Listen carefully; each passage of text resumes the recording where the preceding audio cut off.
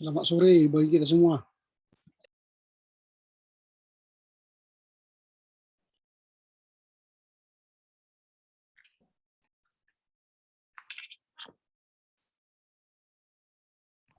Gimana kabar? Selamat sore. Sore, Pak. Sore, Pak. Ya semua ya. Sore, Pak. Sore, Selamat Pak. sore, Pak. Selamat sore. Ini sudah lama kita tak berjumpa ya. Minal afaizin lah. Mohon maaf lahir dan batin. Sama-sama, Pak. Maaf, Pak, lahir dan batin. Bagaimana rayanya? Sehat-sehat semua kan? Pak, saya izin sambil golek ya Pak. Belum bisa saya duduk Pak. Oke. Baru siap operasi Pak. Saya juga izin matikan kamera, Pak, karena lagi dalam mobil, Pak, karena baru pulang pelayanan, Pak. Oke. Dari yang personal lihat. Oke, silakan, tidak apa-apa. Oke, hari ini kita akan membahas masih laporan baca ya. Kemudian minggu depan baru kita akan bicara soal makalah. Jadi makalah itu nanti ini soal apa? Sebelum apa kita mulai dulu ya. Kita berdoa dulu ya. Kita mulai dulu sebelum baru kita akan bahas tentang kita berdoa. Bapa dalam surga, kami bersyukur karena sore ini boleh bertemu kembali dalam rangka perkuliahan teologi kontemporer. Berkati perbincangan kami sehingga menambah wawasan dalam berteologi. Berkati seluruh aktivis kami sepanjang sore hingga malam nanti. Terpuji engkau Bapa demi Kristus Yesus. Amin. Ya, sebelum kita mulai perbincangan kita untuk topik teologi religionum, ada beberapa catatan yang akan kita diskusikan bersama dalam rangka penyelesaian tugas kita pada mata kuliah ini. Yang pertama, karena kita sudah lama tak berjumpa karena kesibukan pelayanan kemudian dan sebagainya, maka kita masih ketinggalan beberapa pertemuan. Nah, karena itu saya mohon pengertiannya, nanti kita diskusi bersama dulu, Bung Rembuk ya, untuk bagaimana supaya kita bisa menyelesaikan pertemuan kita ke depan. Nah, ada usul dari saya yang pertama, minggu depan ketika kita membicarakan soal laporan kelompok, bukan makalah ya, makalah, kita membahas dua topik, maksudku dua topik. Misalnya minggu depan kita membaca teologi estetika bersama teologi spiritual dan mistikal. Jadi dua kita bahas. Sehingga nanti kita bisa mengejar perkuliahan kita. Kira-kira itu dulu pertanyaannya, bagaimana? Bisakah kita pada pertemuan minggu depan membahas dua topik sekaligus? Kalau kita, ya silakan. Bukannya minggu depan di hari Senin itu hari merah juga, Pak? Artinya nanti kita sepakat dulu. Kalau misalnya nanti hari Senin kita tidak masuk, kita cari juga hari Rabu seperti ini. Iya.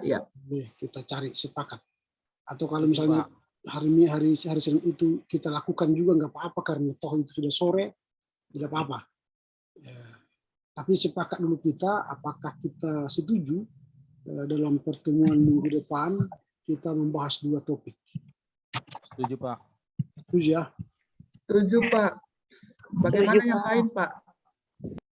Setuju semua kira-kira? Atau ada pendapat lain? Setuju, Pak. Setuju ya? Baik, jadi dengan demikian nanti minggu depan, memang tanggal 16 itu Hari Raya Waisak. Apakah kita tetap masuk pada Hari Raya Waisak atau kita cari hari lain, misalnya hari Selasa atau Rabu seperti ini untuk bertemu. Kira-kira bagaimana? Cari yang lain. Cari hari yang lain. Iya, bagaimana Pak. kalau Iya hari Pak, Rabu? cari hari yang lain. Hari Karena Rabu aja Pak. Oke, Rabu. Seperti ini ya. Rabu kayak seperti ini Pak, tapi kalau boleh jamnya jam 4 Pak. Jam 4.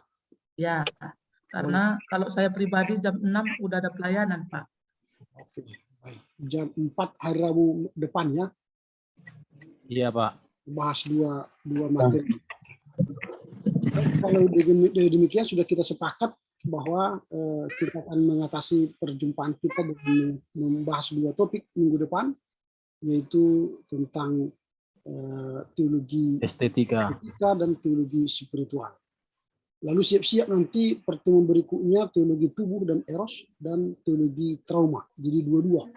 Baru terakhir nanti teologi lingkungan hidup dan teologi disabilitas. Nah, kemudian yang terakhir saya sampaikan ialah ujian akhir semester. Nah, ujian akhir semester nanti Bapak Ibu saya sampaikan bahwa kita akan membuat paper akhir dari kita yang membahas tentang teologi kontemporer. Mungkin bisa saja dari topik yang telah sedang kita bahas ini, kita ulas kembali secara pribadi, lalu kita berikan masukan, kritikan atau pendapat kita tentang teologi itu boleh. Atau dari topik lain yang tidak kita bahas di perkuliahan kita ini, tetapi yang berkaitan dengan teologi kontemporer. Boleh nanti kita bahas dan dikirim nanti pada tanggal 6 Juni ya, karena kita tanggal 6 Juni ujian akhir semester. Maksudnya kita buat risalah gitu, Pak? Ya, buat makalah pribadi. Jadi tidak lagi ujian bentuk tulisan ya, tapi membuat paper yang berkaitan dengan teologi kontemporer. Judulnya bebas memilih, tapi yang seputar teologi kontemporer. Oke, demikian informasi terakhir dari saya untuk ujian akhir semester. Kiranya mulai sekarang pun sudah bisa digarap gitu ya. Sudah mulai digarap ujian tugas akhir semester itu.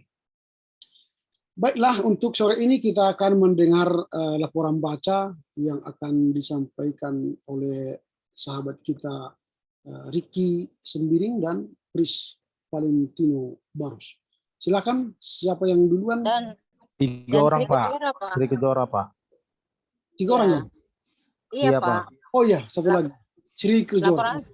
Laporan saya sudah dari awal dari Ya, kirim, Pak. oke, betul. 3 orang laporan baca Sri Kejora. Oke, silakan. Siapa yang duluan? Boleh siapa antara kalian yang melaporkan duluan? Silakan. Pak Sembiring, Pak. Pak Iya, Sembiring. siap udan dulu, Pak. Mau 10 dulu ya. Oke, silakan. Ya, Pak, siap.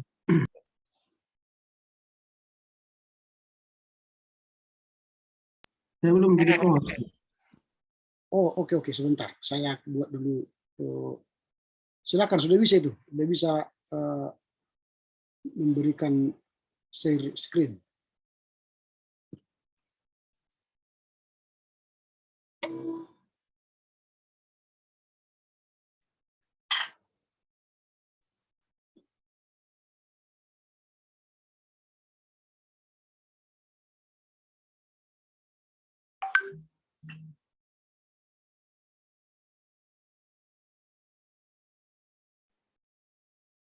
Kelihatan Bang Pres? Sudah bisa. Di zoom sedikit deh. Diperbesar, Kak? Ya, sedikit aja. Oke. Nah, laporan bacaan 5.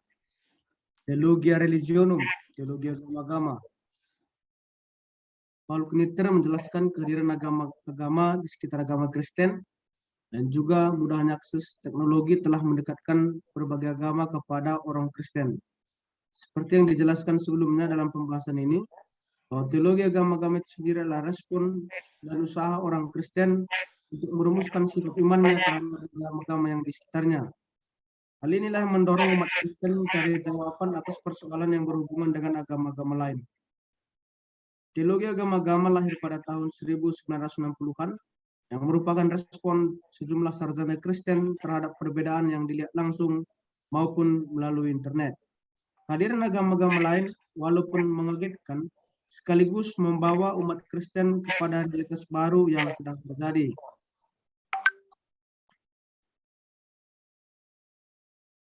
Alan Rees mengungkapkan 3 kategori respon sarjana Kristen terhadap agama-agama lain yang dikenal dengan istilah tipologi-tipologi, yaitu eksklusif, inklusif, dan pluralis. Dari ketiga tipologi-tipologi ini tentu hadir dengan tokohnya masing-masing, di mana tokoh daripada eksklusif adalah Karbat, inklusif adalah Karl Rahner, dan tokoh pluralis antara lain John Hick, Stanley Samarta, dan Wilfred Canwell. Posisi eksklusivisme mendominasi teologi agama-agama hingga abad ke-19, dan setelah itu pada abad ke-20 berkembanglah inklusivisme yang merupakan kritik daripada eksklusivisme. Dalam dasawarsa terakhir, teologi agama-agama mulai didominasi posisi pluralisme karena dianggap sebagai posisi yang paling relevan dalam hubungan antara agama. Dengan kesadaran bahwa tidak ada agama yang memiliki pengetahuan yang sempurna mengenai Allah, termasuk kekristenan. Setiap agama tentunya memiliki titik kebenarannya masing-masing. Meskipun populer, posisi pluralisme telah mengalami banyak revisi. Salah satu tokoh yang menonjol adalah Paul F. Knitter. Harmaka Putra menyatakan bahwa Knitter melihat gerak teologi agama-agama secara evolutif dari eklesiosentrisme, kristosentrisme, teosentrisme, hingga ke soteosentrisme. Posisi soteriosentrisme melihat keselamatan dunia sebagai kriteria kebenaran agama-agama. Knitter menamakan pendekatannya ini sebagai teologi agama-agama korelasional dan bertanggung jawab secara global. Jadi berbeda dengan teologi tripolar yang menempatkan kebenaran mengenai realitas ilahi sebagai kriteria. Pendekatan Knitter lebih bersifat etis dan mengarah kepada kenyataan penderitaan manusia dan bumi yang semakin rusak. Kritik terhadap tipologi tripolar juga datang dari Gavin de Costa yang mulanya sangat menyukai inklusivisme Karl Rahner. Bagi de Costa, eksklusivisme terlalu menekankan aksioma pertama, sedangkan pluralis terlalu menekankan aksioma kedua. Tetapi dia justru menemukan bahwa tipologi tripolar sebenarnya hanya satu, yaitu eksklusivisme. Dalam rangka membela tipologi tripolar, Perry Schmieder-Leukel mengklasifikasi 8 kritik terhadap tipologi tripolar, yaitu 1. Tipologi tersebut tidak memiliki struktur yang konsisten karena tidak memiliki genre dan persoalan yang sama. 2. Tipologi itu menyesatkan karena mengaburkan isu sebenarnya dari teologi agama-agama. 3. Terlalu terbatas karena sebenarnya ada lebih banyak posisi. 4. Terlalu luas padahal hanya 1. 5. Kaku dan abstrak serta tidak bisa menampung kompleksitas dan nuansa dari realitas teologi. 6. Keliru karena tidak memberi tempat pada perbedaan di dalam agama sendiri. 7. Terlalu ofensif. 8. Tidak berguna karena tidak berada dalam posisi untuk memilih salah satu. Dan karena itu, sebaiknya ditinggalkan semua. Berkaitan dengan itu, Paul F. Knitter dalam Pengantar Teologi Agama-agama memperkenalkan 4 model, yaitu 1. Model penggantian. Hanya satu agama yang benar. Penganut model ini berkeyakinan bahwa agama Kristen adalah agama yang benar, sedangkan agama-agama yang lain dianggap tidak benar. Oleh karena itu, yang harus diperjuangkan umat Kristen adalah mengganti semua agama lain.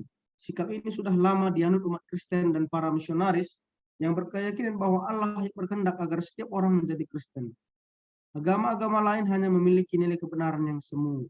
Tokoh yang menganut model ini adalah Karl Barth dan Hendrik Kramer. Barth menegaskan keselamatan hanya ada dalam Yesus Kristus dan tidak ada pada agama lain atau di tempat lain.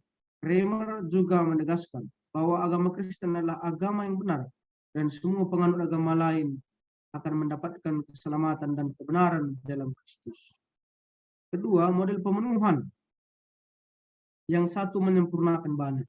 Model ini merupakan peralihan dari anggapan bahwa agama Kristen perlu menggantikan posisi semua agama lain menjadi agama Kristen, supaya agama-agama yang lain menjadi sempurna. Penganut model ini berkeyakinan bahwa kasih Allah universal diberikan kepada semua bangsa, tetapi secara partikular diberikan secara nyata di dalam Yesus Kristus. Tuhan ada di dalam agama-agama yang lain, dan umat Kristen perlu berdialog dengan mereka, dan bukan sekedar mengajak mereka masuk ke agama Kristen. Model ini dianut mayoritas umat Kristen arus utama, seperti Protestan, Anglikan, Ortodoks Yunani, dan Katolik Roma. Salah satu tokoh yang terkenal yang menganut model ini adalah seorang teolog Katolik yang bernama Karl Rahner. Setelah melakukan studi yang mendalam tentang kekristenan, ia akhirnya berkeyakinan bahwa dunia Tuhan lebih luas daripada dunia agama Kristen. 3. Model mutualitas. Banyak agama terpanggil untuk berdialog. Penganut model mutualitas menolak keabsolutan agama Kristen dan berkeyakinan bahwa agama Kristen setara dengan agama-agama lain. Model ini berpihak pada kasih dan kehadiran Allah yang universal di dalam agama-agama lain. Sesuai dengan namanya, maka model ini menekankan adanya mutualitas, yaitu sikap saling menghargai, kesetaraan, dan kesediaan untuk saling berbicara dan saling mendengarkan. Model ini menyadari bahwa pendekatan ajaran adalah hal yang mustahil untuk berdialog dengan umat agama lain.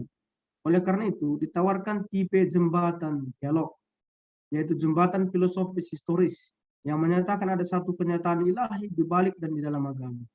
Jembatan religius mistik, yang meyakini kehadiran Allah dalam pengalaman mistik semua agama. Dan jembatan etis praktis, yang menegaskan pentingnya kepedulian agama pada masalah-masalah kemanusiaan. Kemudian model penerimaan banyak agama yang benar. Biarlah begitu. Model yang terakhir ini lahir dan berkembang pada 2 dekade terakhir pada abad ke-20 sebagai anak zamannya di era postmodernisme. Model ini berusaha mengembangkan posisi partikularitas Kristen maupun agama-agama lain yang dihargai sepenuhnya. Namun ada keterbukaan dan relasi dengan agama-agama lain.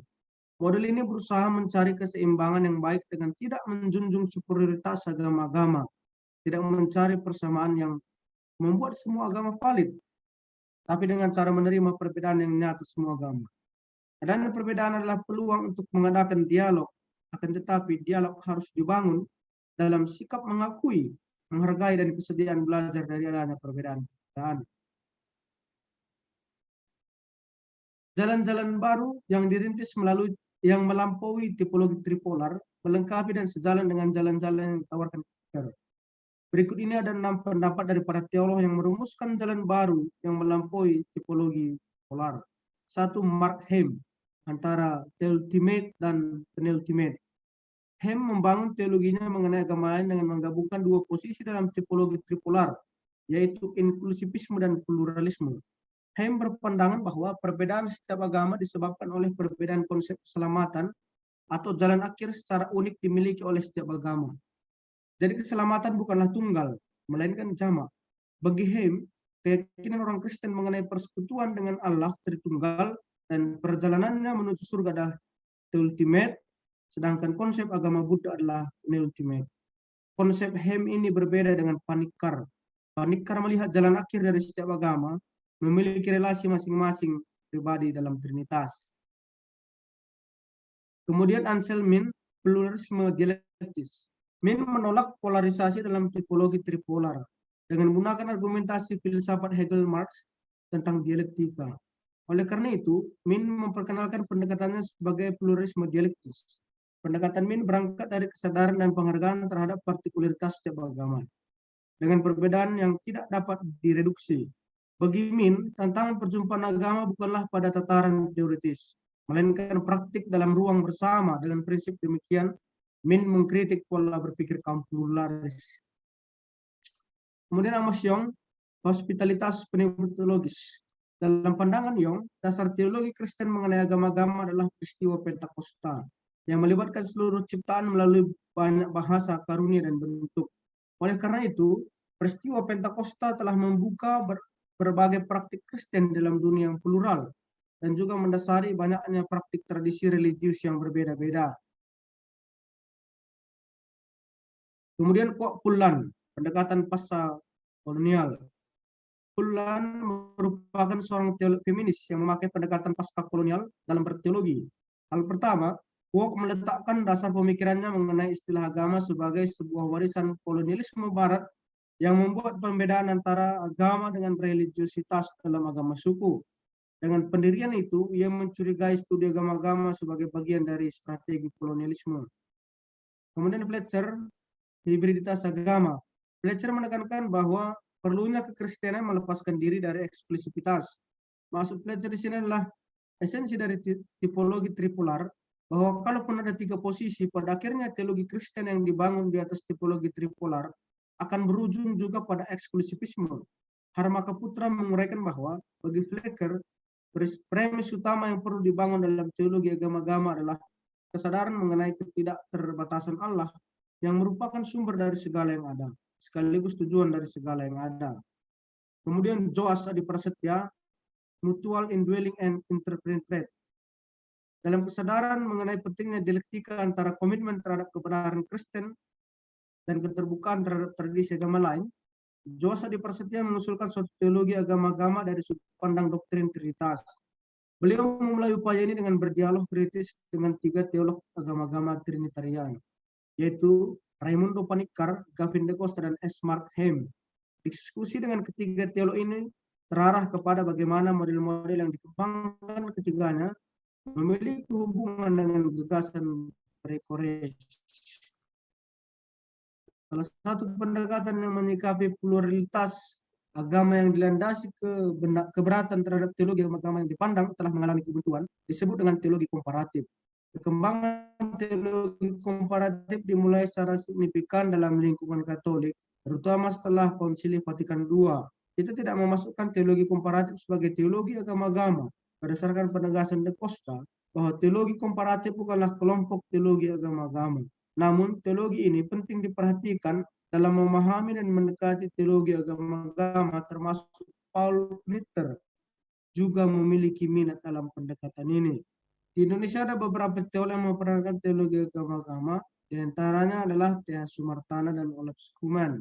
Mereka memulai tradisi percakapan antar umat beragama di Indonesia lewat seminar agama-agama.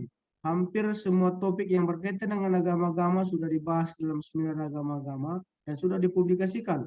Dalam kaitan dengan kekristenan di Indonesia, Skuman melihat ada 2 sikap dalam beragama. Sikap pertama menutup diri terhadap yang lain, dan sikap yang kedua adalah membuka diri. Beliau memilih sikap yang kedua. Sikap yang pertama sudah tidak mungkin lagi dipertahankan. Sedangkan Sumartana menawarkan 5 jembatan dalam hubungan antar agama, yaitu jembatan mistik, pendekatan historis sosiologis, etika sosial keagamaan, dialog antar manusia selaku pribadi, dan pengalaman dialog dalam doa dan ibadah bersama.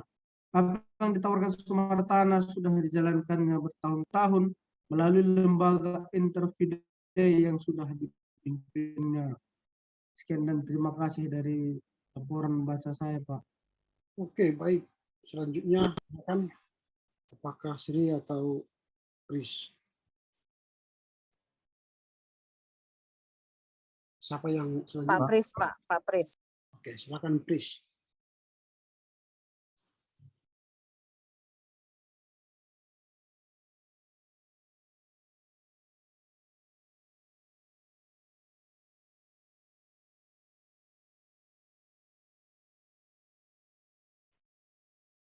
Apakah Pak Pris masih bersama kita?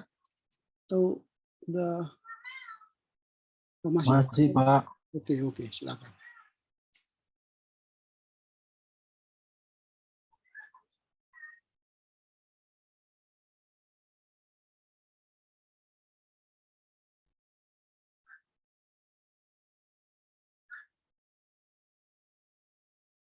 Sudah, Pak. Ya, sudah. Teman-teman. Ya, teologi religion ataupun teologi agama-agama. Teologi agama-agama merupakan respon dan usaha bagi orang Kristen untuk merumuskan sikap imannya terhadap agama-agama yang ada di sekitarnya. Paul Knitter menjelaskan kehadiran agama-agama yang berada di sekitar agama Kristen dan juga mudahnya akses teologi telah mendekatkan berbagai agama kepada orang Kristen. Menurut Livingstone, teologi agama-agama yang lahir pada tahun 1960 adalah respons sejumlah sarjana Kristen pada perbedaan yang dilihat langsung maupun melalui internet. Mungkin sama dengan apa yang telah dikutip oleh Ricky Sembiring. Dalam waktu satu dasawarsa ada 3 kategori respons sarjana Kristen terhadap agama-agama lain yang oleh Alan Raja diungkapkan dengan istilah tripologi tripolar, yaitu eksklusif, inklusif, dan pluralis. Mungkin juga udah ada dikutip oleh pendeta Ricky Sembiring. Dalam beberapa dasawarsa terakhir, teologi agama-agama mulai didominasi posisi pluralisme karena dianggap sebagai posisi yang paling relevan dalam hubungan antar agama, dengan kesadaran bahwa tidak ada agama yang memiliki pengetahuan yang sempurna mengenai Allah, termasuk juga kekristenan. Setiap agama memiliki titik kebenaran masing-masing. Livingstone juga mencatat beberapa tokoh utama dalam posisi ini, antara lain Stanley Samarta, Wilfred Caldwell Smith, dan juga John Hick. Meskipun populer, posisi pluralisme telah mengalami banyak revisi.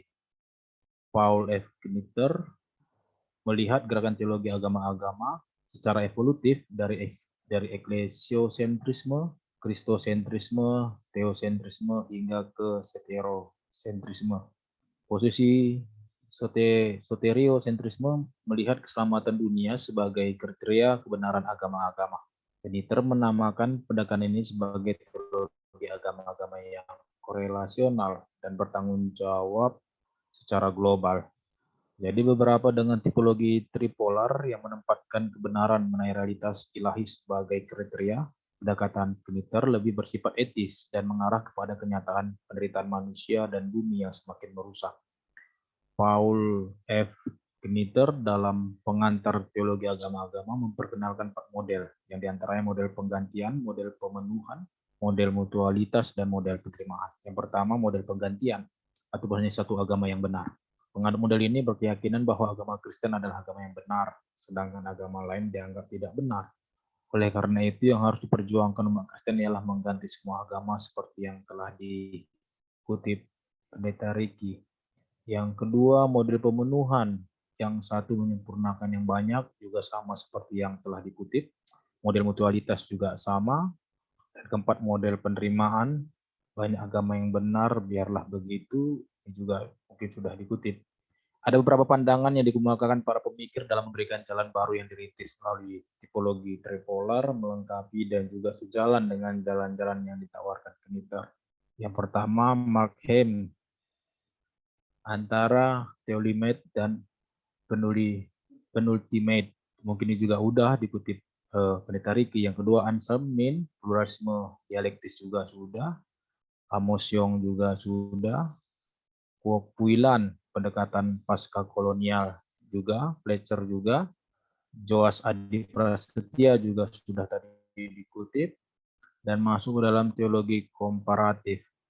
Teologi komparatif merupakan salah satu pendekatan dalam menyikapi pluralitas agama yang dilandasi keberatan terhadap teologi agama-agama yang dipandang telah mengalami kebuntuan. Paul D. Murray mencatat bahwa perkembangan teologi komparatif dimulai secara signifikan dalam lingkungan Katolik, terutama setelah Konsili Vatikan II. Penegasan Murray bahwa teologi komparatif bukanlah teologi agama-agama, namun teologi ini penting diperhatikan dalam memahami dan mendekati teologi agama-agama. Paul Knitter mengklaim bahwa teologi komparatif punya hubungan erat dengan model penerimaan yang membangun teologi agama-agama harus dimulai dengan dialog. Jadi siapapun yang ingin mengusahakan teologi agama-agama, tapi tidak banyak mengetahui agama lain selain agamanya sendiri, harus dicurigai. Clooney dalam buku Komparatif Teologi, Deep Learning Across Religious Borders mengatakan, teologi komparatif berangkat dari posisi religius tertentu secara partikular, lalu keluar melakukan suatu petualangan dan menyelami pokok-pokok tertentu dari tradisi religius lain, dan belajar di sana secara dialektis. Setelah itu dia kembali ke tradisi agamanya untuk melihat pokok yang diselami secara berbeda. Proses ini mensyaratkan seorang teolog komparatif untuk terdidik dan kompeten dalam tema yang dibahas, sehingga perjumpaannya dengan agama lain memperkaya pemahamannya sendiri tentang tema itu. Teologi komparatif mengalami perkembangan baru yang tertuang dalam buku The New Comparative Theology yang ditulis Clooney, di mana pembedaan antara teologi komparatif dengan teologi agama-agama mulai dikikis dan menjadikan keduanya sebagai pendekatan dalam teologi agama-agama. Perkembangan ini sebenarnya telah lama diingatkan Smith Leukel ketika dia mengatakan bahwa teologi komparatif sebaiknya tidak dilihat sebagai alternatif, melainkan sebagai bagian integral teologi agama-agama. Berikutnya multiple religious belonging. Tema MRB merupakan salah satu perkembangan terakhir yang tampaknya menjadi kelanjutan pengembaraan teologi agama-agama setelah teologi komparatif. Peter Cepan dalam pendekatannya MRB melihat kemungkinan untuk tidak hanya menerima dan menggabungkan pengalaman iman agama lain terhadap kekristenan yang memungkinkan terjadinya modifikasi doktrinal, tetapi juga mengadopsi aturan-aturan moral, ritus, dan berbagai hal terkait agama lain dalam sebuah komunitas. PAN membuat daftar 10 pokok yang menjadi tuntunan pengembangan MRB yang disingkatkan dalam paragraf ini, yaitu bahwa keunikan Kristus bagi Kristenan tidak menutup kemungkinan adanya keselamatan melalui agama non-Kristen. Dalam agama-agama lain juga ada kebenaran ilahi, karena inkarnasi Logos tidak bisa diklaim sepenuhnya dalam diri Yesus. Yesus tidaklah mencakup semua kebenaran ilahi, dan kekristenan bukanlah kepenuhan Kristus. Selanjutnya, Roh Kudus juga bisa bekerja dalam agama lain bagaikan angin yang bertiup kemana dia mau. Karena keberadaan agama-agama adalah bentuk-bentuk pemeliharaan Allah kepada dunia. Oleh karena itu, agama-agama bersifat komplementer, sehingga semua kitab suci, ritus, doa-doa, tuntunan moral, praktis, dan keberadaan agama lain secara utuh merupakan source of inspiration and spiritual enrichment of Christian. Parlemen agama-agama di dunia. Parlemen agama-agama dunia diadakan pertama kali di Chicago pada 1863 dalam semangat pluralitas dan untuk menata pluralitas umat beragama. Para peserta parlemen ini adalah para pemimpin agama dunia dari semua agama. Acara itu melahirkan optimisme bagi para pemimpin agama. Lahirnya suatu kesadaran baru untuk hidup berdampingan bagi semua agama yang ada di dunia. Menurut Joas Adi Prasetya, walaupun parlemen itu bersifat jalanan, tetapi idealismenya telah berlangsung dan terus berlanjut dan mengilhami banyak orang yang berusaha mencari pemahaman di antara agama-agama dan mengusahakan kerja sama antar pemeluk agama, gerakan antariman yang telah mendunia. Tujuan parlemen agama-agama dunia ini untuk mempersatukan semua agama melawan semua yang bukan agama, untuk membuat kaidah kencana sebagai dasar kesatuan ini, dan untuk menghadirkan bagi dunia kesatuan hakiki dari banyak agama dalam perbuatan-perbuatan baik dari kehidupan keagamaan. Konferensi ini membentuk satu landasan bersama yang di atasnya semua budaya dunia saling bertemu dalam suasana saling menghormati dan menerima kepelbagaian tanpa hilang identitas masing-masing. Teologi agama-agama di Indonesia. Dua orang tokoh yang memperkenalkan teologi agama-agama di Indonesia adalah T.H. Sumartana dan Olaf A. Skuman. Mereka memulai tradisi percakapan antar umat beragama lewat seminar agama-agama. Hampir semua topik yang berkaitan dengan agama sudah dibahas di dalam seminar agama-agama dan sudah dipublikasikan. Dalam kaitan dengan kekristenan di Indonesia, Skuman melihat ada dua sikap dalam beragama. Pertama, menutup diri terhadap yang lain, dan kedua ialah membuka diri. Skuman memilih sikap kedua. Untuk mewujudkan kerukunan antar umat beragama di Indonesia, maka masyarakat harus memiliki kedewasaan. Raymond Plan menyatakan bahwa teologi pluralis lebih dapat diterima pada masyarakat liberal dan plural. Di masyarakat liberal dan plural, setiap orang menyadari haknya atas keyakinannya dan juga menyadari hak keyakinan orang lain. Skuman tetap memiliki sikap optimis akan terwujudnya masyarakat yang pluralis di Indonesia. Ia optimis karena Pancasila akan menjadi payung yang baik bagi semua umat beragama yang harus diperjuangkan di Indonesia, yaitu mewujudkan suatu tatanan masyarakat dan negara yang berusaha mewujudkan kehidupan yang manusiawi, adil, benar, dan sejahtera. Sehubung dengan itu, Kniter menegaskan bahwa dialog antar umat beragama akan dapat berjalan dengan baik bila ada perjumpaan yang bersifat korelasional yang memberi kesempatan pada semua pihak untuk sungguh-sungguh mendengar dan sungguh-sungguh berbicara satu sama lain berdasarkan pada komitmen yang sama untuk memajukan kesejahteraan manusia dan alam. Itu aja mungkin dari saya, Pak. Terima kasih. Baik, terima kasih kepada Pris. Sekarang kita akan mendengar Sri. Silakan, Bu Sri. Ya Pak, terima kasih. Laporan baca teologi kontemporer, Jan Saritonang, teologi religionum, teologi agama-agama. Teologi agama-agama merupakan respon dan usaha orang Kristen untuk menyikapi imannya terhadap kehadiran agama-agama yang ada di sekitar dan munculnya perkembangan teknologi yang canggih. Kelahiran teologi agama-agama dimulai dari para sarjana Kristen yang melihat kehadiran agama-agama lain yang berkembang, sekaligus membawa pengaruh bagi agama Kristen itu sendiri. Dan ada pun 3 kategori respon sarjana Kristen terhadap agama lain diungkapkan oleh Alan Rees dengan istilah tipologi tripolar, yakni eksklusif, inklusif, dan pluralis. Karl Barth merupakan tokoh eksklusif yang menyatakan bahwa manusia hanya bisa mengenal Allah melalui Allah sendiri. Posisi eksklusivisme mendominasi teologi agama-agama hingga abad ke-19. Kemudian disusul pertengahan abad 20 dan berkembanglah inklusivisme yang menyatakan sikap dan pandangannya bahwa agama di luar Kristen juga dikaruniai rahmat dari Allah dan bisa diselamatkan, tetapi pemenuhan keselamatan itu hanya ada dalam Yesus Kristus. Pandangan ini merupakan kritik terhadap eksklusivisme. Dalam beberapa dasawarsa terakhir, teologi agama-agama mulai didominasi posisi pluralisme karena dianggap sebagai posisi yang paling relevan dalam hubungan antar agama, dengan kesadaran bahwa tidak ada agama yang memiliki pengetahuan yang sempurna mengenai Allah, termasuk juga kekristenan. Setiap agama memiliki kebenarannya masing-masing. Dan adapun tokoh pluralis adalah Stanley Samarta, Wilfred Caldwell Smith, dan John Hick, dan terus direvisi oleh Paul Knitter. Yang akhirnya Knitter berusaha mengkritik tripologi tripolar yang menempatkan kebenaran mengenai realitas ilahi sebagai kriteria.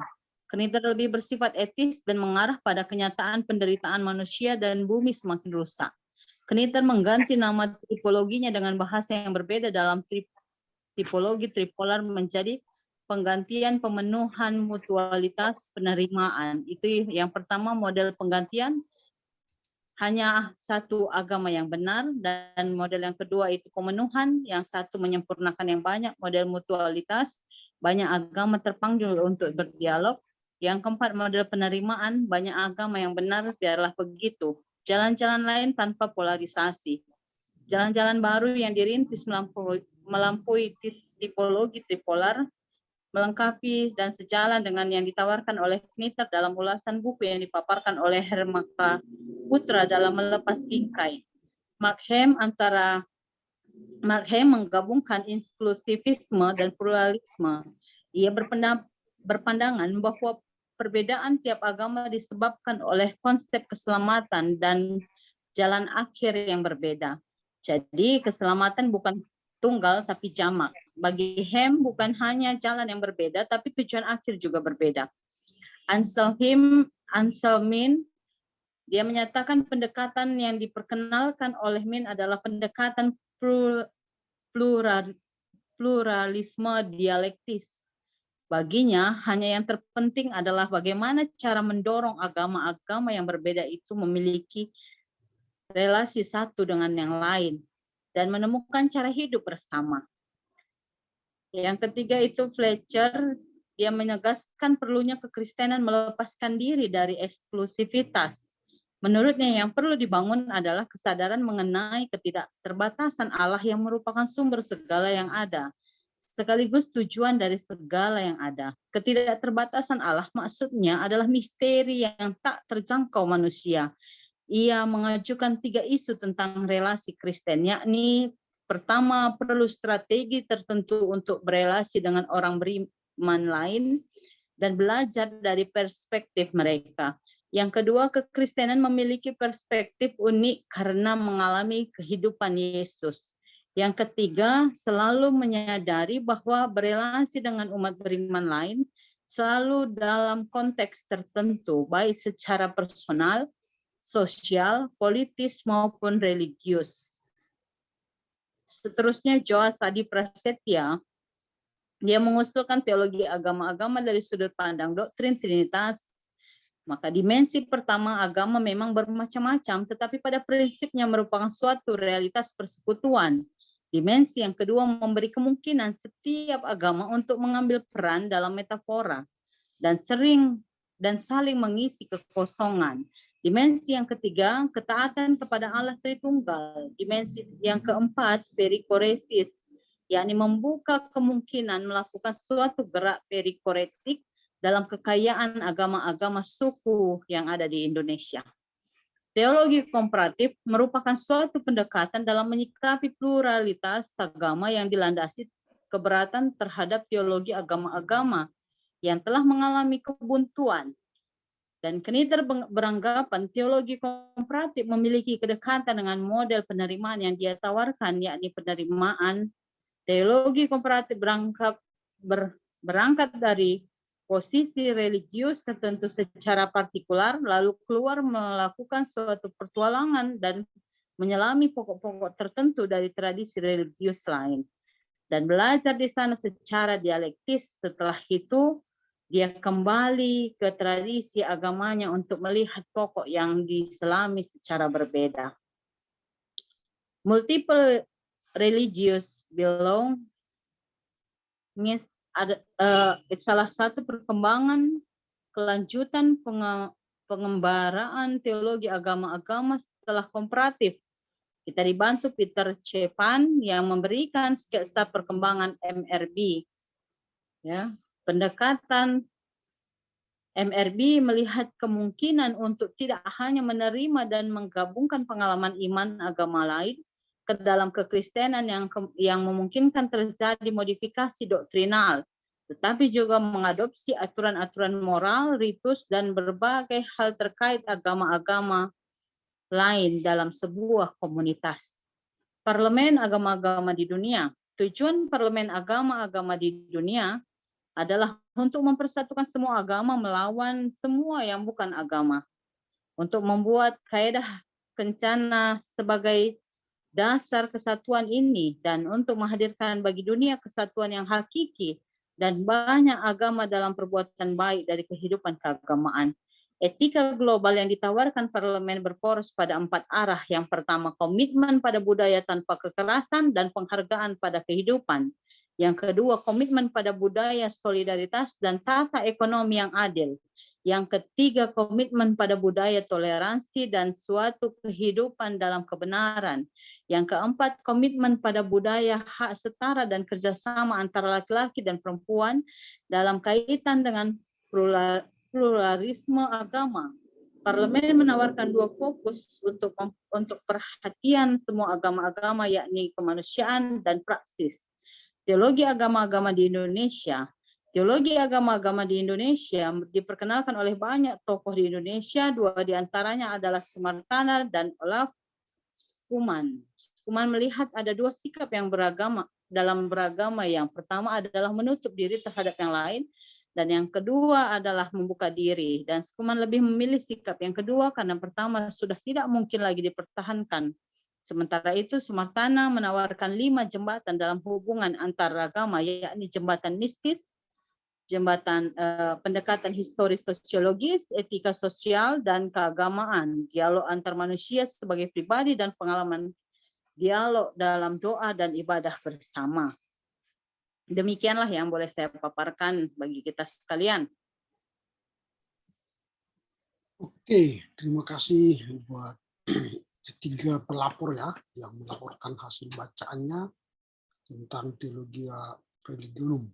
Ini menarik karena inilah semua akan mendasari perjumpaan kita dengan agama-agama lain di Indonesia.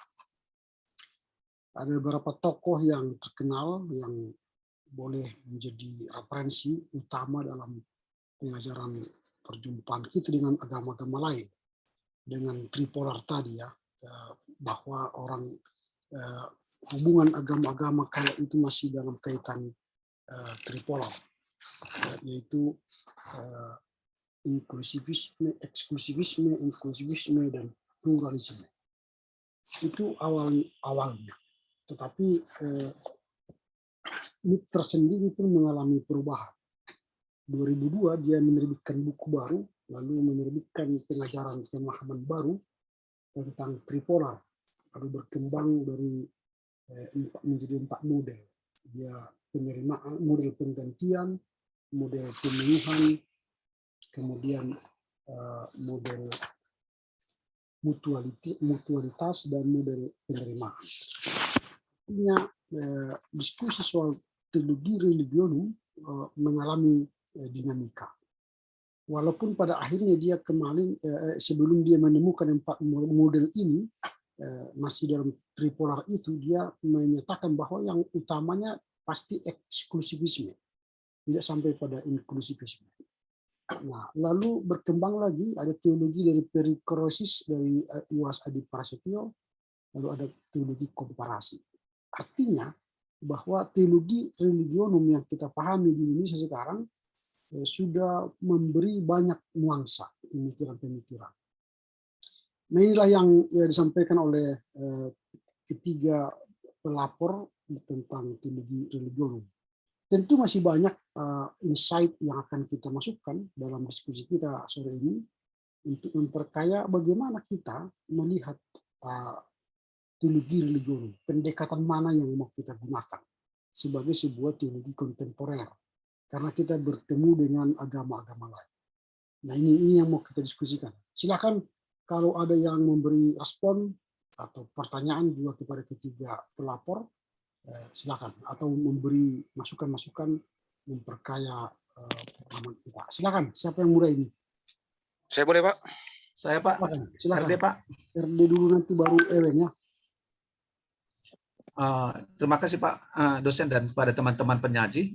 Saya mungkin hanya bertanya, mungkin ringkas saja ya, artinya mungkin mudah-mudahan nanti penyaji boleh memperluasnya ya. Dalam poin tadi kami mendengar, saya mendengar bahwa ada poin pluralisme, yaitu artinya dialog antar agama-agama, kira-kira begitu pengertian saya. Di Indonesia, ketika dialog itu sering pula ya dalam tanda kutip, ya ketika misalnya salah ngomong aja mungkin karena undang-undang kita begitu sekali ya, agak tentang undang-undang penistaan ini sangat ya berhati-hati juga kita. Apalagi misalnya ya belakangan ini akan ya kaum bisa dikatakan garis-garis keras ya sangat tidak enjoy dalam menerima keberagaman itu, sehingga Indonesia ini sudah dikotori lah dalam tanda kutip, misalnya pemahaman yang begitu sempit. Kira-kira bagaimana strategi kita sebagai, kita katakanlah teolog-teolog muda, untuk supaya dialog perlu menjadi kira-kira bisa diterima oleh ya kawan-kawan kita yang kita katakanlah, kalau misalnya Islam yang Nahdlatul Ulama, Muhammadiyah mungkin sudah bisa terbuka juga, welcome juga terhadap itu. Tapi bagaimana kita kira-kira strategi kita sebagai orang Kristen lah dalam tanda kutip, supaya agama-agama di Indonesia itu bisa juga semakin tambah rukun, tidak hanya membenarkan diri sendiri. Mungkin saya itu perlu penjelasan yang begitu luas lah kalau bisa dari teman-teman. Terima kasih. Ya, silakan direspon. Silakan, siapa yang duluan meresponnya nggak apa-apa. Saya Pak. Oke, silakan. Ya, jadi terima kasih untuk Pak RD Brutu. Sungguhnya bahwa teologi agama-agama religion yang kita bahas kali ini bukanlah persoalan yang sebenarnya baru kita pahami atau baru ke permukaan teologi. Kita awal tadi sudah dikatakan bahwa 3 tripologi tadi, mulai eksklusif, inklusivisme, dan pluralisme yang dirumuskan para teolog religionum, dan memberikan gambaran terkhusus di Indonesia, di mana kemajemukan agama paling banyak di dunia itu berada di Indonesia. Ya, kalau tidak salah sekitar kurang lebih ada 6 agama yang diakui di Indonesia ini, yang mungkin belakangan adalah muncul. Nah, ini menjadi masih tugas bersama kita bagaimana mewujudkan pluralisme yang berada di Indonesia jika diperhadapkan dengan kemajemukan agama-agama. Kalau saya rasa pun Indonesia dalam tahap pluralis perlu banyak belajar. Karena cenderung seperti daripada teologi kontemporer yang ditulis oleh Jasari Tonang, kita sesungguhnya masih dalam tahap inklusivisme, ya, sebagai tahap mengkritik daripada sifat eksklusivisme itu sendiri.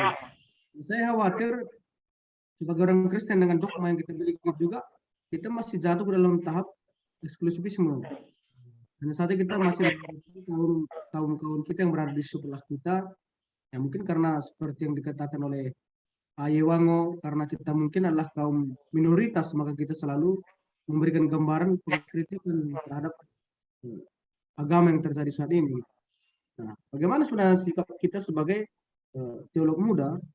Jelas yang dikatakan oleh Jan Sari Tonang dalam tulisan ini mengenai teologi agama-agama dan juga Kniter sendiri di tulisannya di Satu Bumi Banyak Agama, itu langsung tulisan oleh Paul F. Kniter, bahwa memang yang paling penting bukan berdebat, tapi berdialog. Nah, makanya terus yang terjadi kita lihat perlu ditingkatkan adalah mengenai dialog antar umat beragama.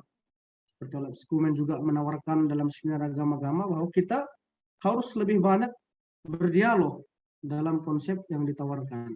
Nah, itu makanya saya sering lihat apa yang terjadi dalam kemajemukan agama-agama. Perdebatan selalu ditunjukkan dalam setiap agama-agama itu sendiri, sehingga bisa terjadi gesekan dan sebagainya, menganggap agama sendiri yang paling benar. Nah, jembatan yang cukup kuat untuk menghubungkan antara satu agama dengan agama lain adalah berdialog. Kita juga semakin kuat, doktrin yang kita miliki, dogma yang kita miliki juga kuat, karena memang jadi teolog religion ini bukan yang sudah mudah. Karena saya suka catatan Gus Dur sebagai guru bangsa, berbuatlah yang baik, orang tidak akan tanya apa agamamu. Kita merindukan sosok seperti Gus Dur, guru bangsa yang bisa dengan banser-bansernya yang benar-benar bersifat inklusif dan berjatuh ke pluralis. Seperti itu yang mungkin saya rasa PRD kita harus lebih banyak berdialog dengan saudara kita di Serambi Iman.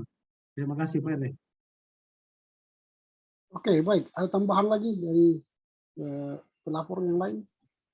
Dari sini. Iya. Silakan. Iya. Oke, Silakan duluan Sri Kejora.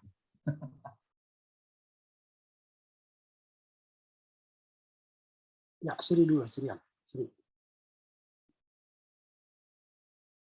Ya, selain itu juga tambahnya, boleh kami tambahkan juga, kita harus juga mengetahui apa tujuan daripada teologi religionum itu sendiri gitu.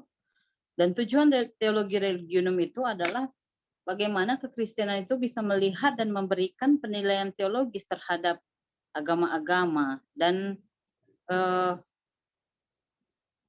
bagaimana kekristenan itu bisa memberi respons teologis terhadap kenyataan adanya pluralitas agama di luar dirinya gitu. Nah, seperti yang dikatakan juga oleh pelapor yang pertama tadi, ketika bagaimana dialog pluralisme yang biasa dilakukan itu, artinya ketika kita melakukan dialog, kita bukan mencari kebenaran gitu dalam dialog itu.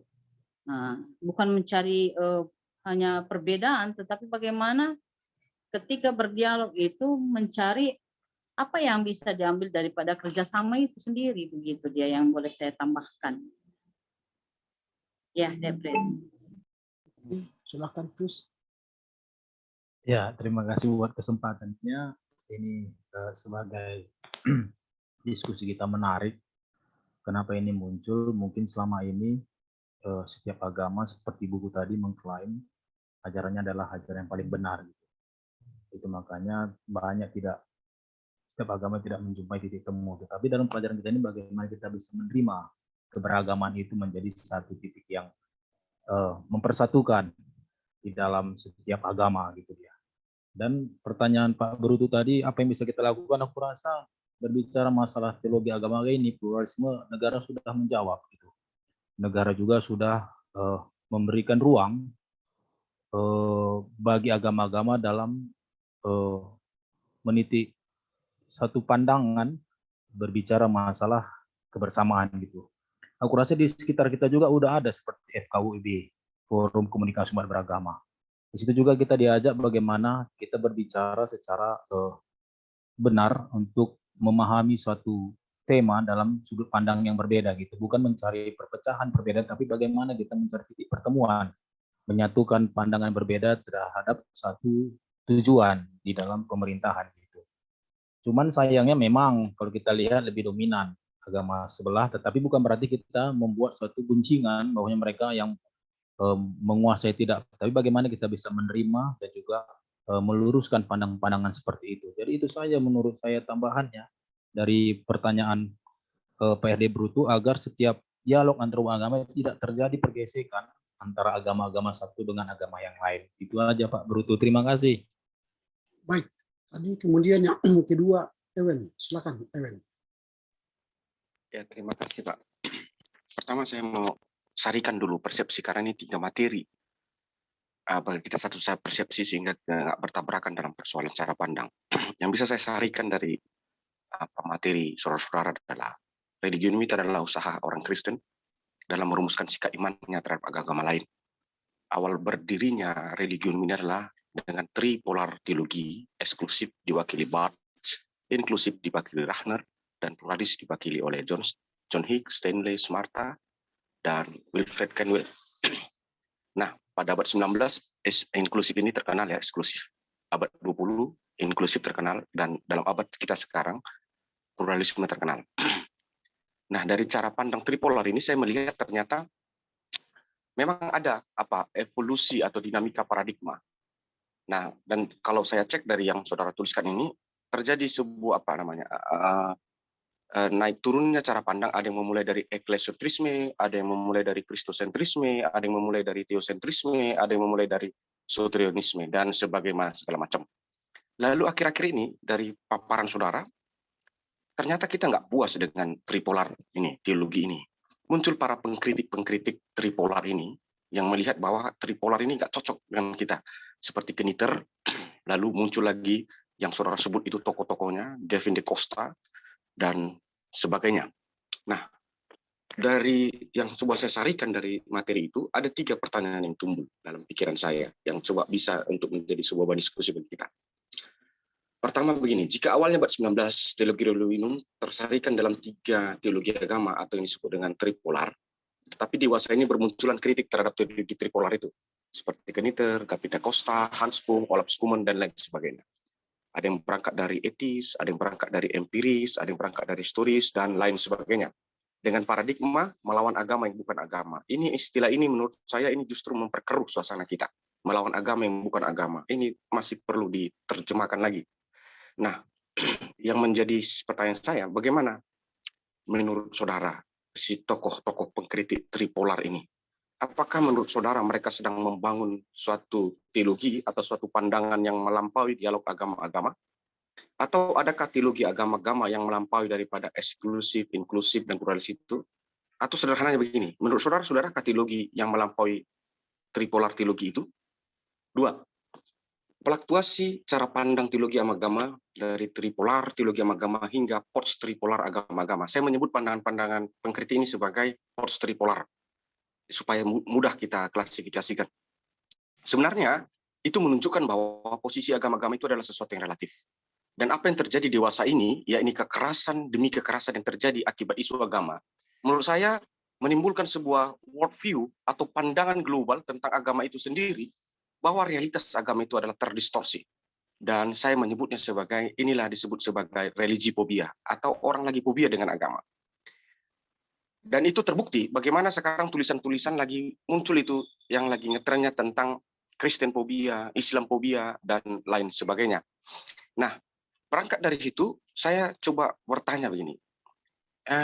Bagaimana, adakah teologi agama yang menurut saudara berangkat daripada gejala psikis manusia?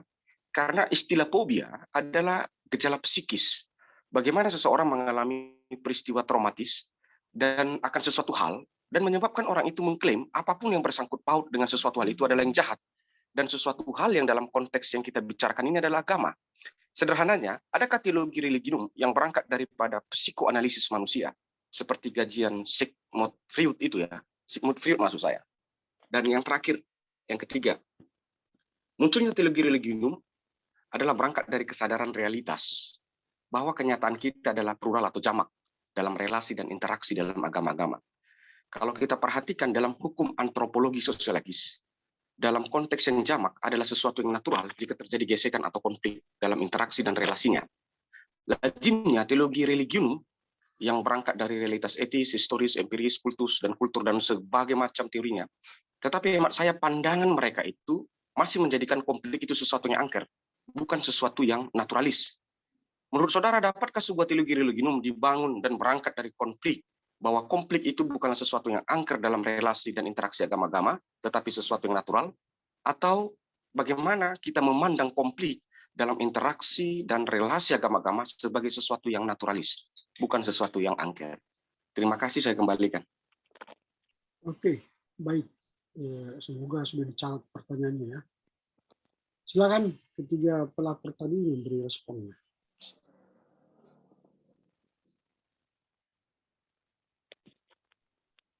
Oke Pak, saya kembali akan menjadi unsur pertama. Dengan 3 pertanyaan yang disampaikan oleh Abang kami, Ewen, sikap mengenai teologi agama-agama yang kami cantumkan dalam laporan bacaan 5 ini.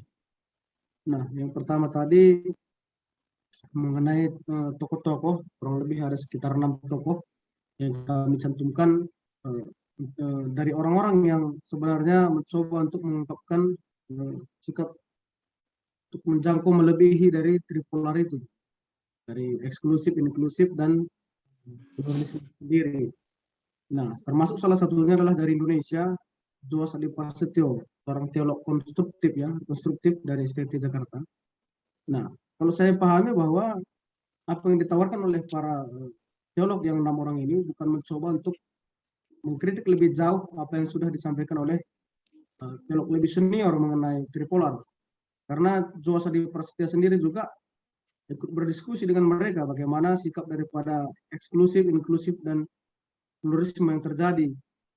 Karena memang sikap yang terjadi 3 ini kalau saya rasa sudah sebenarnya kompleks sekali, sudah bisa kita rumuskan untuk mewakili seluruh sikap agama yang ada di dunia, termasuk di Indonesia.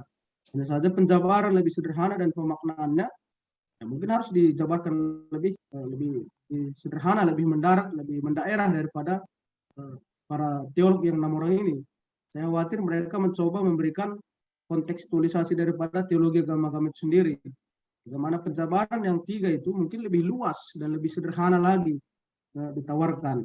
Dan kalau saya rasa mereka tidak mencoba, tidak berhasil, atau kalau menurut saya tidak akan bisa melampaui daripada tipologi tripolar yang terjadi dalam buku Joas Adi Prasetyo dalam buku Joas Adi Tonang ini, karena pendapat daripada 6 mereka ini jarang dicantumkan daripada buku-buku atau penawaran mengenai religion sendiri, dan lebih umum adalah mengenai tetap daripada teologi tripolar itu. Nah, kemudian yang kedua, Bang Ewen tadi menyebutkan bahwa yang 6 orang ini adalah teolog yang mencoba menawarkan dan disebut sebagai post tripolar ya, pasca tripolar mungkin bisa juga disebut. Namun yang terjadi saat ini lebih banyak kekerasan atas nama agama, terdistorsi yang membuat orang menjadi fobia terhadap agama itu sendiri ya. Mirip dengan yang disampaikan oleh seorang filsafat Max Weber kalau saya tidak salah, agama itu adalah candu daripada masyarakat sendiri. Nah, mungkin kita bisa beranjak bagaimana yang dikatakan dari Bang Ewen, adakah teologi agama yang berangkat daripada fobia atau gejala psikis? Saya kaitkan saja langsung dengan pertanyaan nomor 3 ini. Apakah berangkat daripada konflik itu sendiri gitu ya? Menurut saya, teologi agama bukan berangkat daripada gejala fobia atau kekerasan psikis yang terjadi. Tapi apa yang terjadi di lapangan mengenai kekerasan daripada atas nama agama itu sendiri, coba dirumuskan dan disederhanakan oleh para kaum religion sendiri. Karena agama tidak akan muncul daripada apa yang terjadi di saat ini. Termasuk terjadi kekerasan, berangkat dari gejala itu muncul teologi agama-agama tidak. Tapi mungkin penjabarannya, realisasi daripada agama-agama itu sendiri disampaikan atas nama kekerasan agama. Seperti di Indonesia, cukup sering sekali terjadi kekerasan agama, apalagi kita dengan sahabat kita yang mungkin sering sekali viral sampai saling rumah ibadah pun saling serang. Itu juga di agama di negara lain dengan agama yang berbeda dengan agama kita terjadi kekerasan peperangan atas nama agama. Tapi agama boleh saya potong sebentar. Sebentar saja, 1 minute. Begini, analisa saya adalah kalau saya mengangkat memandang kekerasan atau intoleransi terhadap agama dewasa ini dari kacamata psikoanalisis Sigmund Freud dalam istilah fobia, saya justru berasumsi bahwa orang yang ribut-ribut soal agama ini sebenarnya mereka terindikasi gila itu orang gila itu. Mereka harus dicek psikologinya, bermasalah itu. Karena ibarat begini, kalau ada orang yang ingin mensatukan air dan minyak, saya pikir dia psikologinya lagi bermasalah itu. Jadi sebenarnya persoalan saya sih, kalau saya menganalisa intoleransi agama, itu sebenarnya yang bermasalah bukan agamanya, tapi sudah banyak manusia-manusia sudah gila di dunia ini. Sehingga kegilaannya dieksplorkannya terhadap persoalan agama itu. Itu kenapa saya coba katakan, bagaimana kalau kita lihat dari kacamata psikoanalitik Freud tentang ini. Saya kembalikan, terima kasih. Ya, terima kasih Bang Ewen. Makanya tadi saya katakan bahwa agama itu sendiri tidak akan muncul daripada psikologi atau fobia itu sendiri. Bahkan saya pernah membaca sebuah artikel, jangan membahas ketuhanan dengan kesetanan. Atau kita suka membahas ketuhanan sampai kita kesetanan gitu ya. Jadi memang pada dasarnya agama-agama ini sebenarnya agama yang memang cukup lembut ya. Karena dia mendasari dirinya dengan doktrin apa yang ada dalam dogmanya dirinya sendiri. Coba menyelaraskan. Dan saya sendiri pun sulit saya sebagai teolog religionum ini. Saya kemarin mengingat bagaimana di mata kuliah 1 saya mencoba menjadi orang religionum. Ternyata memang sulit sebenarnya menjadi orang, apalagi menjadi orang pluralis ya. Saya rasa sulit sekali. Memang saya sebatas eksklusif cuma sanggup. Nah, itu yang terjadi mungkin di lapangan yang menurut saya bisa ditambahkan yang lain. Terima kasih.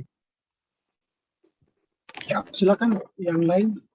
Ya, sepertinya apa yang dijelaskan Pak Riki Sembiring udah mencakup dari pertanyaan yang dipertanyakan oleh Bung Ewen.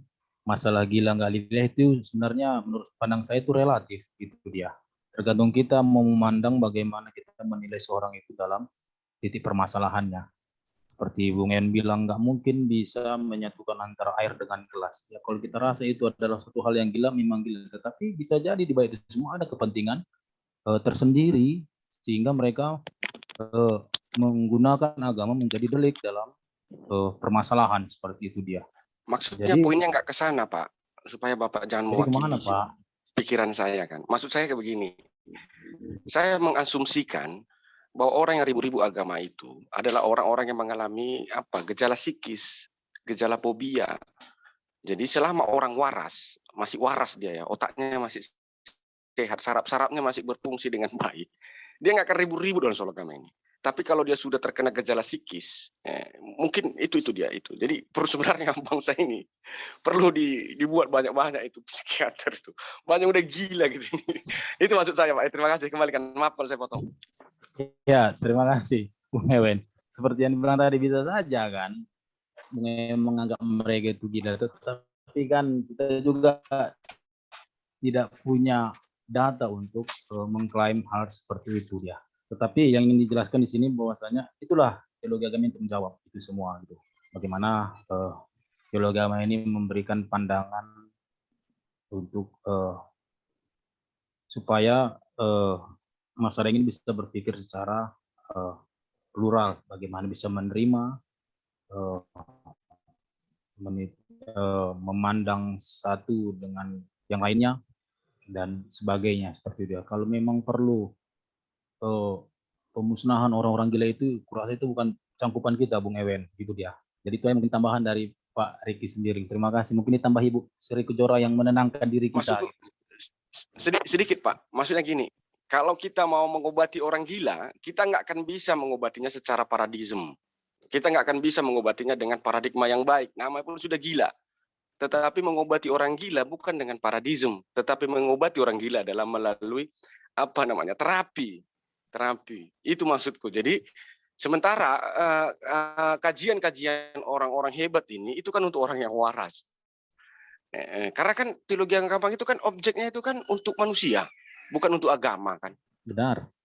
Iya kan. Jadi kajian ini kan bukan untuk agama, karena agama itu kan sesuatu yang dia ngawang itu nggak jelas, itu kan otak manusia. Masalahnya yang bermasalah bukan agamanya, orangnya. Maksudku begitu. Saya melihat penyelesaian kita itu masih penyelesaian paradigma. hanya persoalan paradigma, tapi kita nggak sampai kepada persoalan bahwa kita harus mengakui banyak kita ini sudah yang gejala psikis. Jadi ditawarkan dong pendekatan psikis ini. Begitu maksud saya, Pak. Terima kasih. Ya, terima kasih Bung Ewen. Ya, jadi menarik sekali ya pembahasan tentang teologi agama-agama ini, karena ini memang sangat dekat dengan kehidupan kita sehari-hari gitu ya. Dan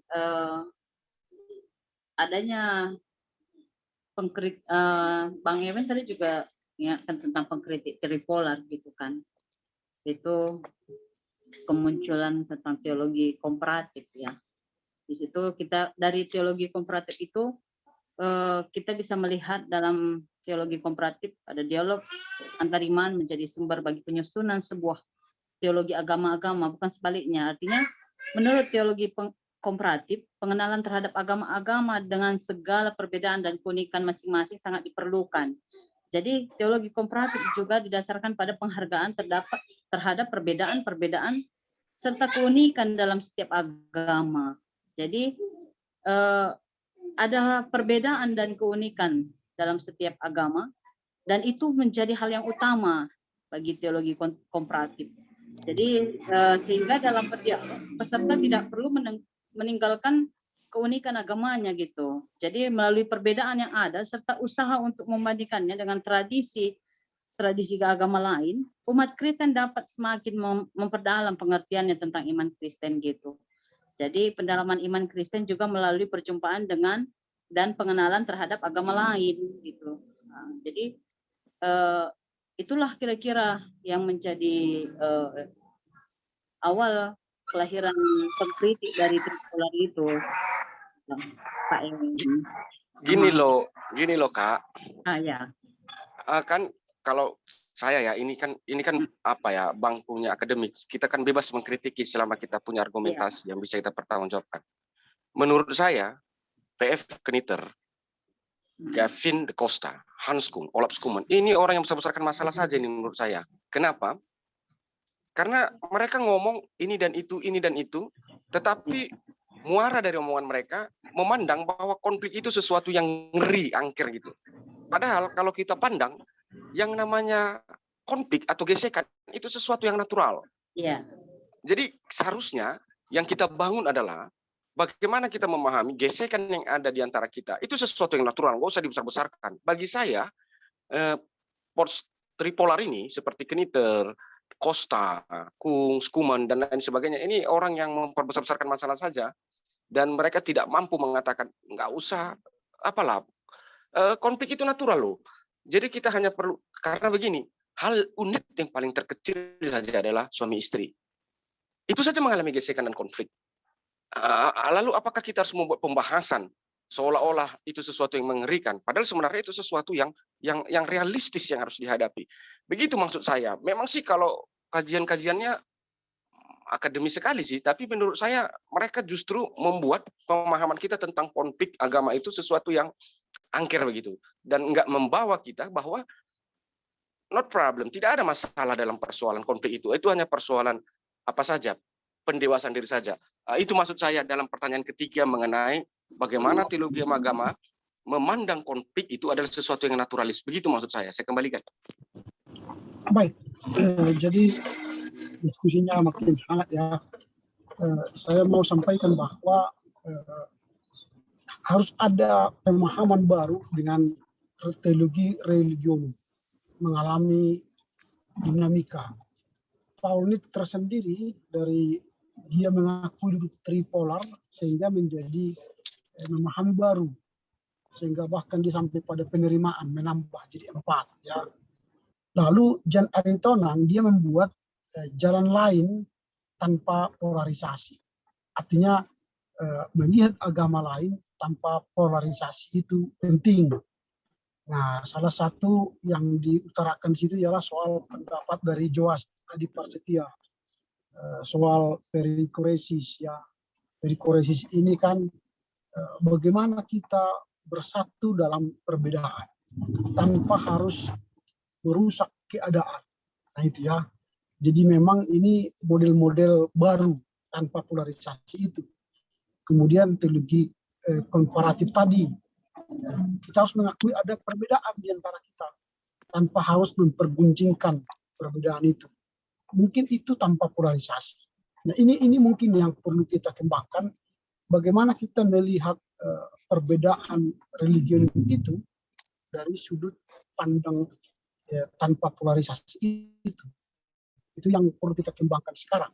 Nah, saya ambil contoh lain bagaimana tanpa polarisasi itu Raimundo Panikkar itu sebenarnya dia seorang Katolik, ayahnya seorang Hindu India, lalu dia belajar juga soal Buddha, belajar dari agama lain sampai dia bisa passing over dan coming back. Dia pergi memahami agama lain dan live in dan hidup mengerti agama itu dari sudut pandang agama itu. Live in artinya dia passing over, meninggalkan iman kekatolikannya lalu coming back. Dia kembali lagi kepada iman Katoliknya sehingga dia bebas menilai agama lain dari agama itu sendiri tanpa membuat polarisasi itu, tanpa menjudge agama lain itu, sehingga tidak ada fobia-fobia tadi, sehingga Raimundo Panikkar itu tidak ketakutan lagi melihat agama lain karena dia sudah di dalamnya. Nah, cuma kita sebagai pendeta kan sulit untuk passing over dan coming back. Ketika kita passing over, misalnya meninggalkan kependetaan kita, pergi jadi agama Buddha 5 tahun, baru coming back lagi pergi jadi ustadz 5 tahun. Wah, itu kan siapa yang membiayai? Jadi kita tidak mungkin lagi seperti Raimundo Panikkar. Raimundo Panikkar kan orang yang sudah mempertaruhkan diri untuk itu ya, passing over dan coming back. Nah, sekarang kita sebagai seorang teolog, bagaimana kita melihat teologi ini tanpa polarisasi? Ini sekarang.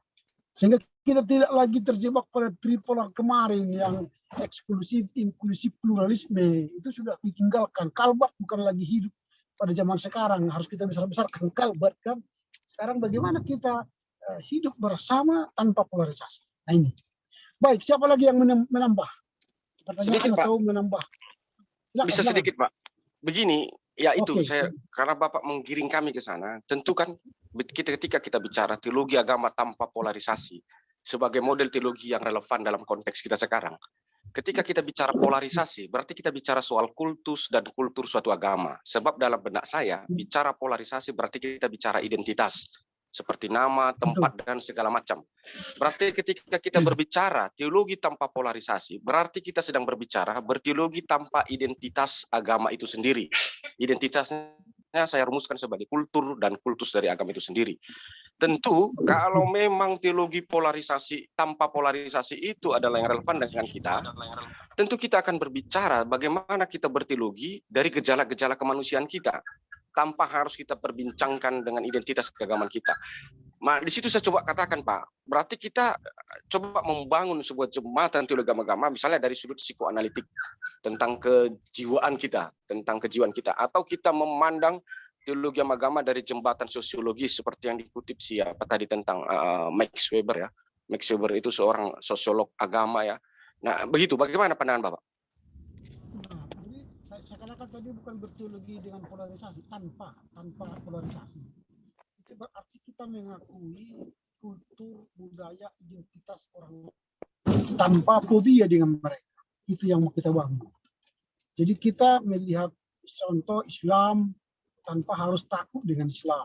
Kita melihat Hindu, Buddha, Konghucu, Taoisme tanpa takut dengan mereka. Kita akui eksistensi mereka, budaya mereka, iman mereka dari sudut pandang mereka dan dari sudut pandang kita. Jadi itu kan teologi religion. Sehingga agama itu menurut US Adversity Perikoresis itu, ya kita saling hidup bersama dalam keberbedaan. Tanpa harus membuat embel-embel tadi, yaitu eksklusif, inklusif, dan pluralis. Nah itu kan tripolar itu yang membuat kita saling menakutkan. Eksklusif hanya Yesus lah keselamatan kan itu kan. Inklusif kita mengakui agama lain, lalu you benar, aku benar. Pluralis, wah udah kita hidup bersama-sama tanpa memiliki benteng dan batas yang jelas gitu. Nah ini yang dikritisi sehingga ada jalan keluar tanpa polarisasi itu tadi gitu. Maksudku, Pak, Kira-kira begitu tadi penjelasan. apakah sesuatu yang mungkin kita berteologi tanpa kita membicarakan identitas agama kita atau identitas agama lain? Apakah itu sesuatu yang mungkin menurut Bapak? Kita harus tetap membahas identitas kita. Karena itu kan polarisasi itu, tanpa polarisasi itu berarti kan kita tidak membangkitkan kultur kita, identitas kita, sehingga kita dominan dengan orang lain. Bukan itu.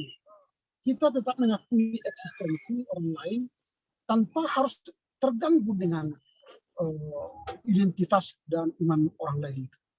Di situ yang mau kita bangun. Sekarang kan terganggu agama-agama dengan agama-agama lain. Itu yang membuat kita menjadi sebuah ketakutan. Misalnya Kristen ini melihat identitas agama Islam atau Buddha, kita merasa terganggu kehadiran mereka. Itu yang merusak. Tapi kalau identitas kita tunjukkan, kita melihat identitas mereka tanpa sebuah ketakutan, nah itulah tadi religium itu hidup bersama itu. Nah itu yang saya maksud. Gitu ya, jadi tetap ada identitas masing-masing. Dan kita harus mengakui identitas kita dan identitas orang lain. Bukan sebaliknya, tanpa identitas.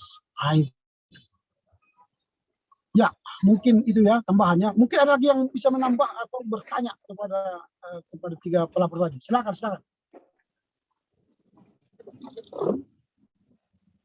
Masih ada?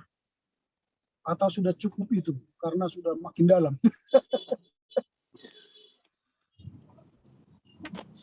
Bagaimana? Masih ada atau tidak ini? Pas, Pak. Ya, Udah gimana cukup Pak, udah pas. Bung Ewen? Oke lah kalau begitu. Jangan ini gila, ada Bung Ewen. Ada yang mau pelayanan juga jam 6 ya. Ada, Pak. Baik, Pelayanan kalau polarisasi nih, Pak. Jangan sampai hilang identitasnya, Bung Ewen. jangan tidak identitas. Baik. Jangan gila. Baiklah. Kalau begitu kita tutup lah ya. Iya, Pak. Silakanlah salah seorang kita berdoa. Ya, tadi diawali sudah Syapudan, sekarang yang tua lah ikut Sri Kejora tadi kan. Pendoa polarisasi nih. Silakan. Yang paling tua itu Pak Pris itu, Pak. Dia bilang dia sendiri. Tapi nggak apa-apa, yang tengah-tengah yang bawa doa. Mari kita bersatu dalam doa, kita berdoa. Allah Bapa kami yang bertahta di dalam kerajaan surga, kami bersyukur ya Tuhan buat hadirat Tuhan. Di sore hari ini kami boleh merasakan kasih Tuhan dan kami boleh belajar bersama Bapak dosen dan teman-teman kami sekalian. Kiranya Tuhan memberkati kami sekalian, Engkau memberikan tetap kesehatan dan damai sejahtera bagi kami sekalian, agar kami boleh semakin kaya pengetahuan kami di dalam pembelajaran kami di kelas pasca sarjana ini. Begitu juga ya Tuhan, kami mau berdoa buat Bapak dosen kami, kiranya Tuhan memberkati Bapak dosen kami, memberikan kesehatan dan juga memberkati hikmah kepintaran agar dia boleh senantiasa memberikan pengetahuannya bagi kami sekalian. Bapak, inilah doa dan permohonan kami di dalam nama Yesus Kristus, kami mengucap syukur dan berdoa. Amin. Amin. Baik, selamat sore bagi Selamat semua. sore, Pak. Izin Selamat keluar, sore, Pak. Terima kasih Bang Pris, Bang Bung Apa. Ewen. Oke, makasih semuanya, Kak Sri. Terima kasih Bang Ewen.